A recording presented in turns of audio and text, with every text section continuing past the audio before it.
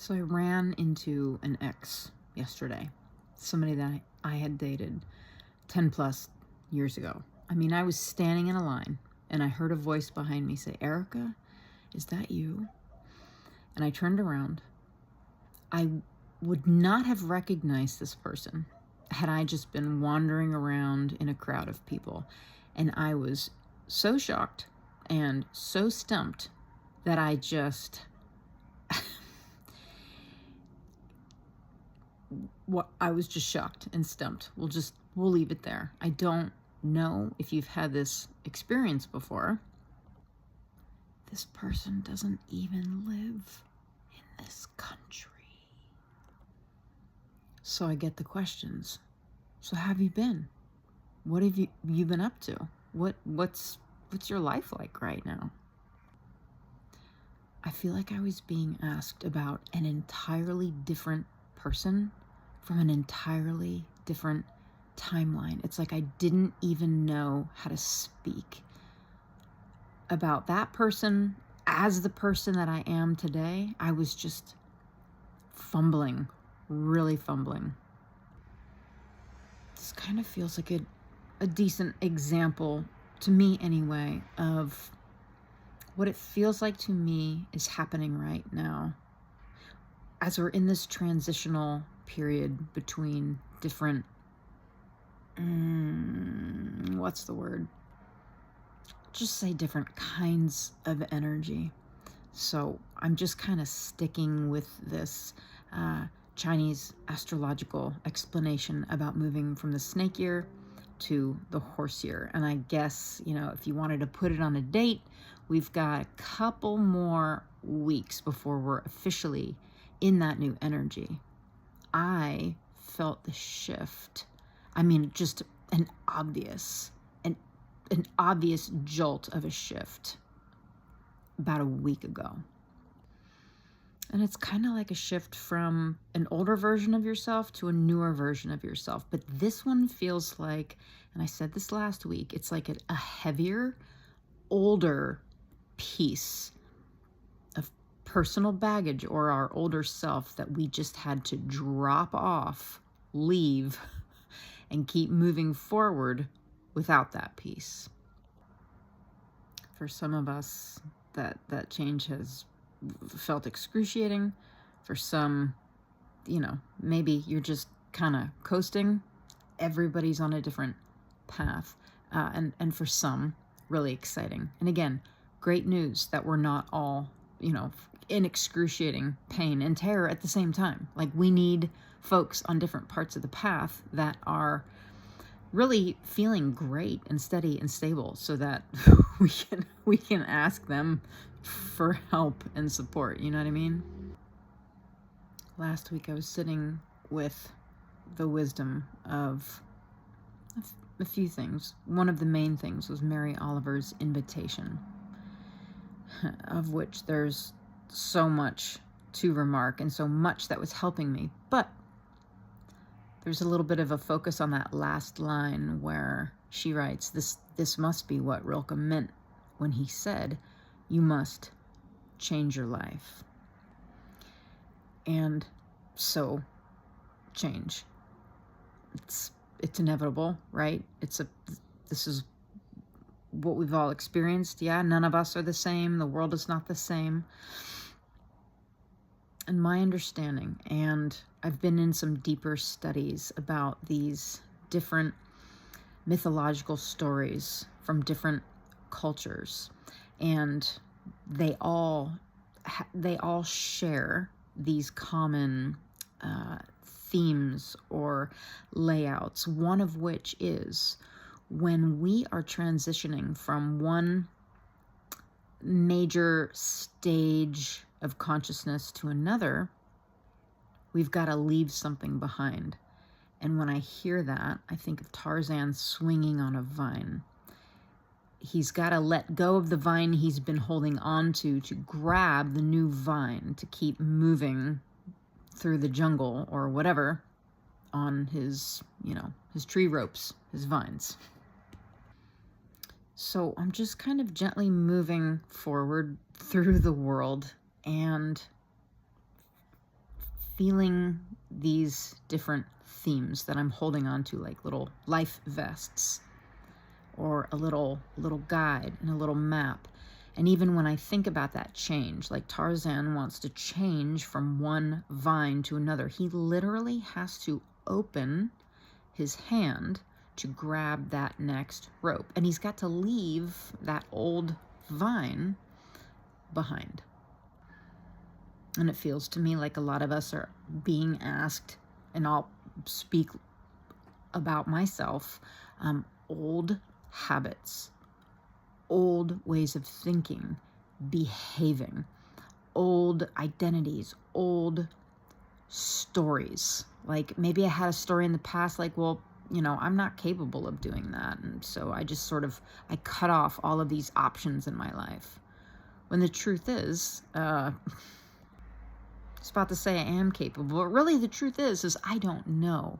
What I do know is if I am closed off, if I have a story where I say, well, I'm not capable of that, or that's not coming to me. If those are closed statements.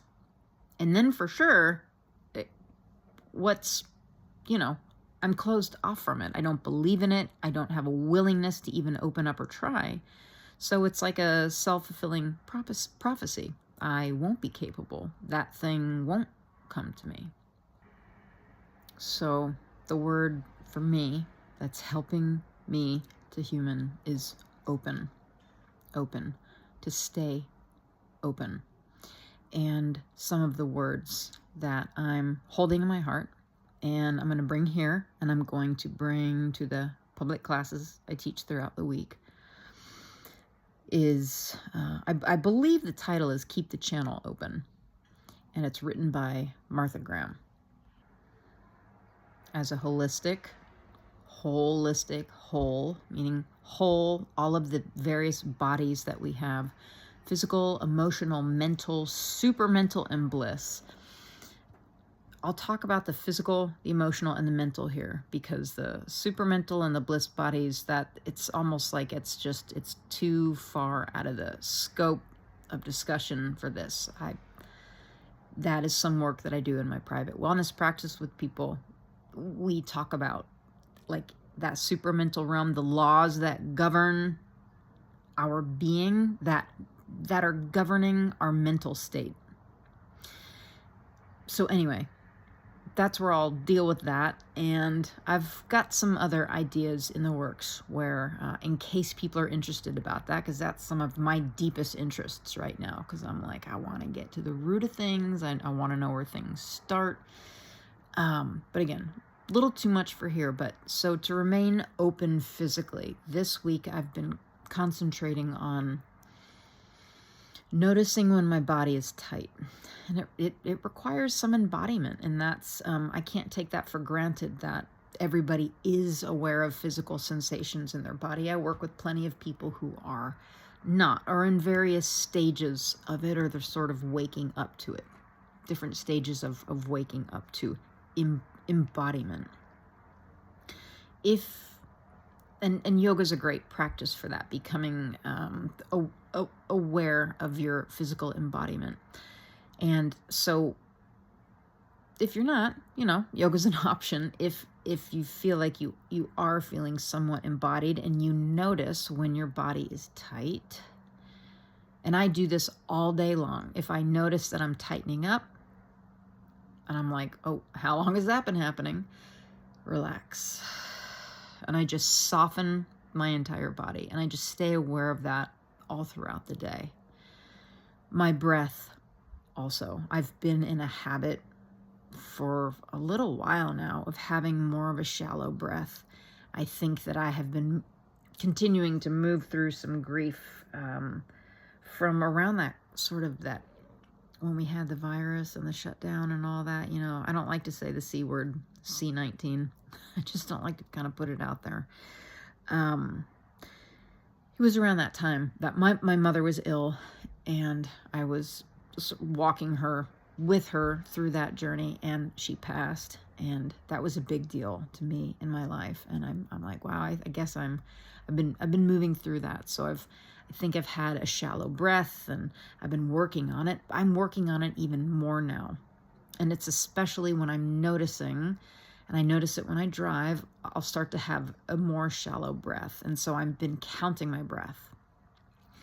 And I have been bringing that same count into some of the yoga classes I'm teaching, where we're literally doing a 4-count breath. I'll count back from 4 for the inhale and the exhale to get on that long, steady rhythm so that we get back to our natural state, a natural state of homeostasis. And that's where our power is. AKA, this is where our health is. This is where we are most smart, where most possibilities are available to us. Okay, so stay open, keep the channel open. Okay, these are the things I'm thinking about. I told you about physical. Emotional. To me, a closed emotional state would be suppressing. Maybe something happens, something doesn't go your way, you're having a bad day, you don't feel so great. You're like, I'm gonna smoke something, smoke in the lungs. It's pushing it down. It's coming in, it's going down. Food. Some of us have used food in our lifetimes to suppress emotions and change the way that we feel. So food in, it's going down. Drinking, it's like this suppression, or like, just fuck that. I'm not dealing with this at all. And not allowing those feelings to just be the energy that they are, the energy in motion that they are. I think about E hyphen and then the word motion, energy in motion. It must move. We don't want to suppress it and then push the spring down and down and down, because that spring gains power, and that spring looks like a person who's completely uptight and upset, and like if you stuck a pin in them, they would pop. And the moment something happens in life, they're raging and angry and blaming and things like that.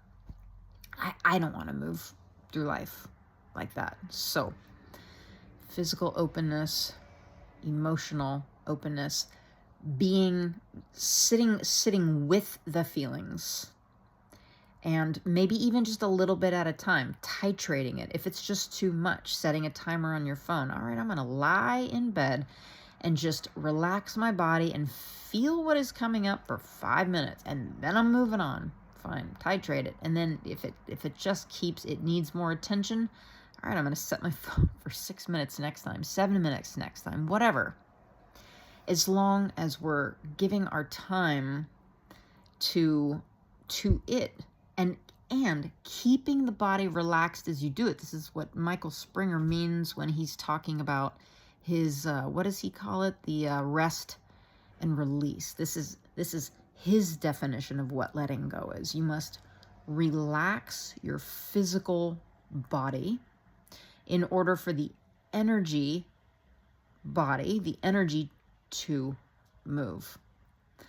In yoga, other traditions, energy is referred to as prana. And when we physically contract our muscles, we're all tight, we're sort of bracing for life, something called pranic contraction happens, and energy gets stuck in the body. We don't want it to be stuck. We want it to move. That's its nature. That's its natural state, is in movement. Mental state. I'll end with that for now, and then I'm going to read this to you if something comes up while I read it, or because it says so much. But again, not the time nor the place, even though I could certainly go on ad infinitum about this stuff. But I also have schoolwork and animals to take care of. You know, we all do, like life. Like how do we get it all done? I just don't even know. But the mental, it's kind of that state of maybe. Maybe. I have been practicing keeping this in the front of my heart, or as like the lens over my heart, instead of saying like, oh yeah, that's right, or that's wrong, or, you know, my way is the right way, yours the good way, yours is not. This is on the side of light and that's on the side of the darkness. Something, you know, this sort of this dualism. It's like putting things into these two little opposite camps, where it feels like, to me, the truth is much bigger. It's more like yes and, rather than either or. Brief example, and then I'll read the thing. I went to a brand new kind of church service. I'm making a new buddy, and he was very excited about this church that he goes to. And I know this is a very open person. We both teach yoga. We've studied a culture different from ours, from what we were born knowing or believing, and its practices. And I thought, I'm going to go. And truth be told, there is so much that I am drawn to about church. There is so much too that I've studied over the years. This has been a hot topic in my mind and heart over the years, and experienced so much. And it's like there's two things there, and one, I feel this giant thread of truth moving through, and then I also feel so much that does not feel to my heart like truth. But I said, I'm going to go. I'm just going to be open and have this experience. And I just picked a little something up on the table when I was there, and I read it. And I read this one line about this spirit of the universe being terrifying. And I was like, see now? I can't get down with that. I can't believe that. But then I was like, hold on, Erica. Where is this open state? And I just dropped my old story really quick. And I thought, hold on. I remembered having a really big experience during breath work. And I got into such an unknown space, such an open, expanded, unknown space. And I felt this enormous presence. And even though the presence, how to put this in words? I know through my studies and experience with expanded states that there is nothing to fear. That the only thing I'm going to find in that unknown space or state is more of myself. So in that moment where I felt like I was surrounded by this enormous presence. I was like, oh, I'm safe. Oh my God, I am terrified. It's like I was with those two feelings at once. But it was so big. I mean, can you imagine like a dinosaur, like a Godzilla walking up to you? Like it was the enormity of this thing that I was terrified. And a deeper knowing that I was safe, but I was not willing in that moment to go any further. I stopped my breath work. And it's usually at that point where you can go a little bit further into that terror where you really break through. But I was like, not today, Junior. Not today. Anyway, I guess there's so much I could say about that experience, but it was that moment that was significant to me, where I read that line about this spirit of the universe being terrified, and I was like, I know what that means. And then I was like, hold on, you don't know shit. Who knows anything on this rock flying through space? The smartest among us, most awake among us. Really? What do any of us know? Ask the most leading edge quantum physicists, and they're going, I don't know. I don't know. It's too enormous and it's too complex. And the more we know we don't know. So it's that open maybe state. Open physically, relaxed, breathing, emotionally, letting the energy move instead of suppressing, mentally. Open, maybe. Just at least dropping that old story of like, oh, I don't believe in that shit, because it's an old story and we're new and we've got a bigger definition of things now that we have expanded more. Let me just read the thing. Ready? Okay. Keep the Channel Open by Martha Graham.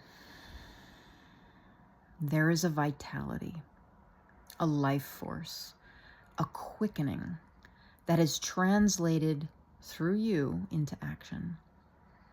And there is only one of you in all of time. This expression is unique. And if you block it, it will never exist through any other medium, and it will be lost. The world will not have it. It is not your business to determine how good it is, nor how it compares with other expression. It is your business to keep it yours clearly and directly, to keep the channel open.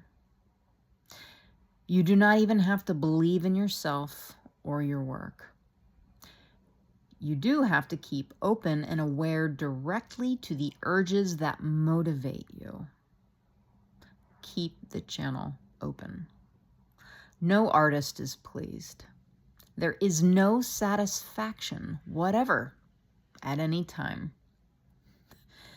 There is only this queer, divine dissatisfaction, a blessed unrest that keeps us marching and makes us more alive than the others.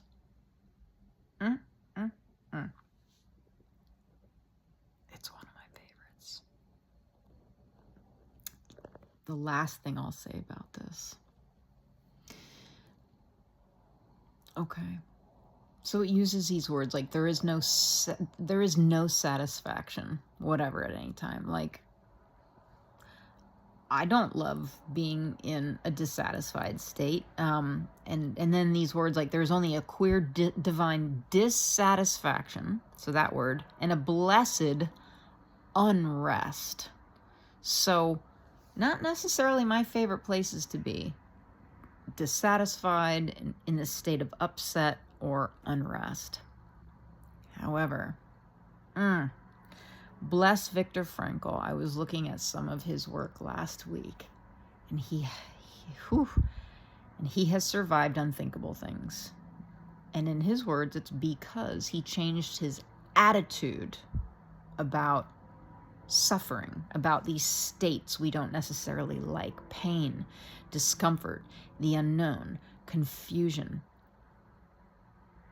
Now, if those are energies that keep us marching, that are like a fuel or like a wind in our sails, and they make us more alive, and I want to be alive. I want to live life while I'm alive. I know what it's like to hide from life, and really to feel dead, spiritually dead, while still physically alive. And it's hell, won't mince words about that. That really is. It's hell on earth.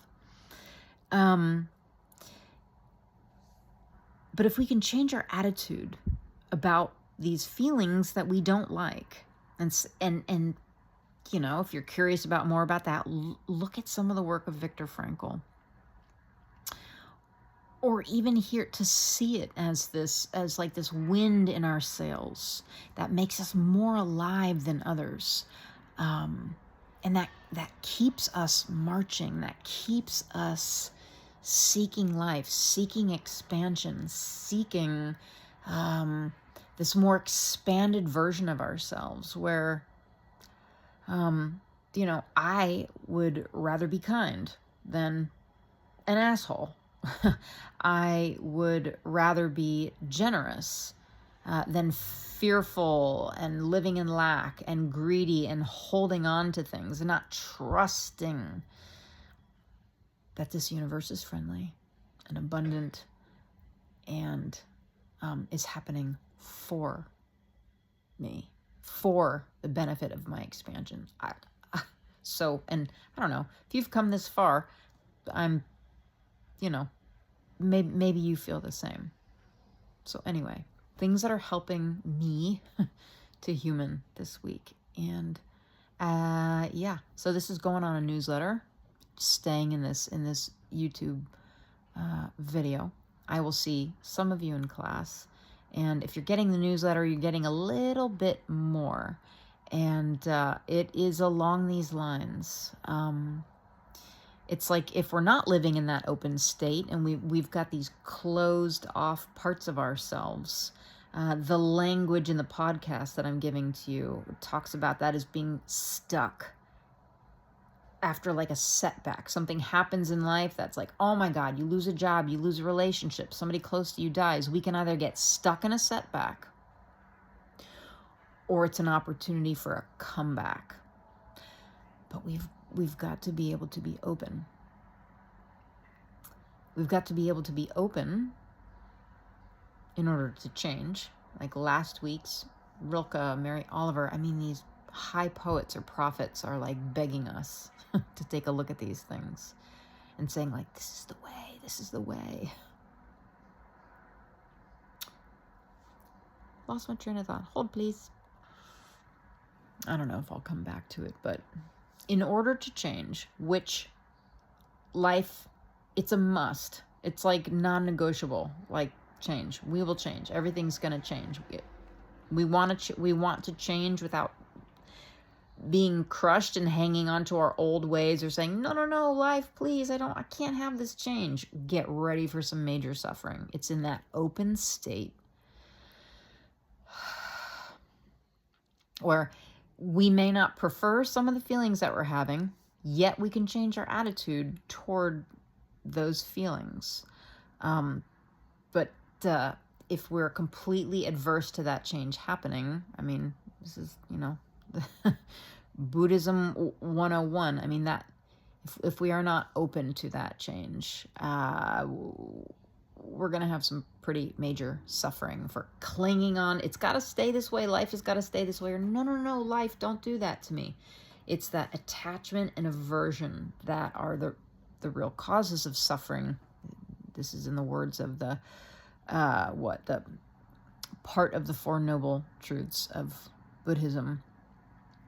Got to be in that open state for the change.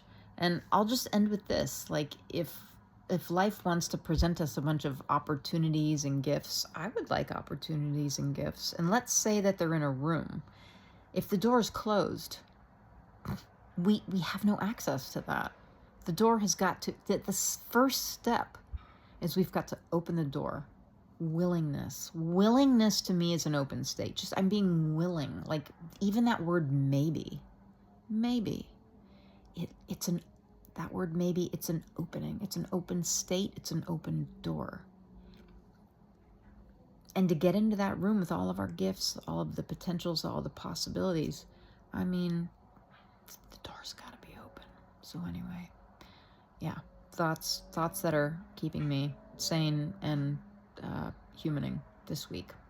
Sharing them with you because I love you. Mean it. See some of you soon. Bye.